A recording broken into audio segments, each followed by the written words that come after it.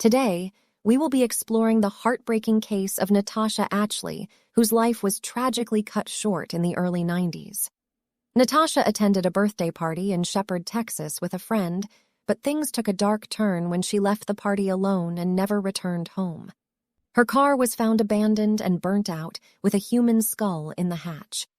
Despite detectives' best efforts, her case remained unsolved for over 3 decades until it was featured on the true crime television show Cold Justice in February 2023. In this video, we will be discussing the findings of the Cold Justice team and exploring the tragic sequence of events that led to Natasha's death. In May of 1992, a vivacious teenager named Natasha Atchley was excited to attend a birthday party in Shepherd, Texas with a male friend. She was expecting to have a great time with her friends, but things took a dark turn when she left the party alone at around 3 a.m. and never returned home. The next day, a man called the San Jacinto County Sheriff's Office to report a burnt-out Chevrolet Camaro on a dirt road about a mile away from where the party had taken place. When a deputy arrived at the scene, he assumed it was a stolen car or part of an insurance scam and had it towed to an impound lot.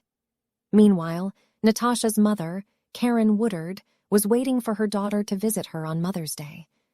She became worried when Natasha didn't show up, and her concern only grew when she received a call from the impound lot, telling her that Natasha's car had been found abandoned in rural San Jacinto County.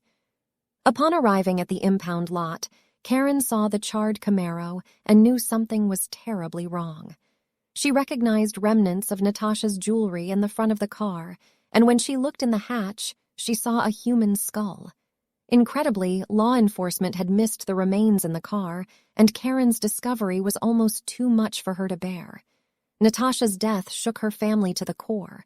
She was just a week away from her 20th birthday when she was killed.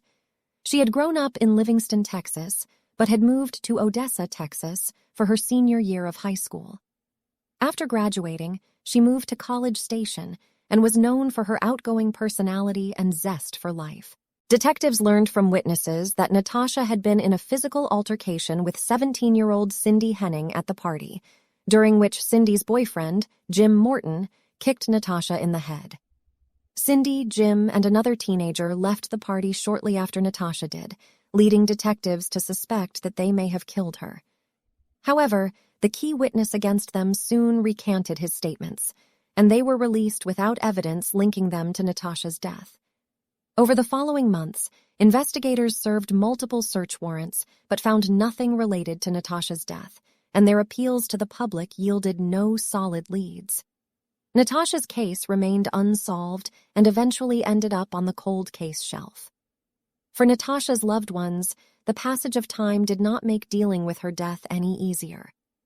Karen wrote frequent letters to local newspapers to keep her daughter's case in the public eye, but she died of cancer in 2002 without ever learning who was responsible for Natasha's death. Natasha's brother, Chad, noted that their mother's dying wish was to find out who killed Natasha. Despite the best efforts of detectives, the murder of Natasha Atchley remained unsolved for over 3 decades. However, in February 2023, the case was featured on an episode of the true crime television show Cold Justice. The team, led by former Harris County prosecutor Kelly Siegler, was highly successful in solving cold cases and wanted to help the San Jacinto County Sheriff's Office solve Natasha's murder. Lieutenant Charles Doherty expressed his hope that the team could help solve the case, as the whole county was still affected by the murder. The team began by re-interviewing witnesses from the party that Natasha attended on the night of her death, starting with Jim Morton, who was initially a potential suspect. However, Jim was open to speaking with the team and claimed that he had nothing to do with Natasha's death. As the team spoke with other partygoers, they found that their stories remained consistent throughout the years, leading the team to conclude that Jim and others who were previously considered potential suspects had nothing to do with the murder. In fact, the team began to suspect that Natasha's death may not have been a murder at all. The investigation into Natasha's death revealed a tragic sequence of events. The Cold Justice team arrived at the conclusion that prior to the fire, Natasha's car, a Camaro, had gotten stuck on an isolated dirt road. The driver had revved the engine in an attempt to get the car out, but this only caused the back tires to sink deeper into the mud, making it impossible for the doors to open. The windows of the car were closed, and there were no signs that Natasha had been followed or accompanied by anyone. Witnesses admitted to police that drugs and alcohol had been readily available at the party that Natasha had attended before her death. She had been drinking Crown Royal whiskey and had taken at least 3 doses of LSD. It was likely that she became disoriented and ended up on the isolated dirt road by accident. The team theorized that the fire had started due to Natasha's repeated attempts to get the car out of the ditch. When she saw the flames, she likely attempted to exit the car, but was unable to open either door. In her panicked and intoxicated state, she may have attempted to escape through the back hatch, only to find it wouldn't open from the inside. Sadly, Natasha was overcome by smoke and died inside her beloved Camaro.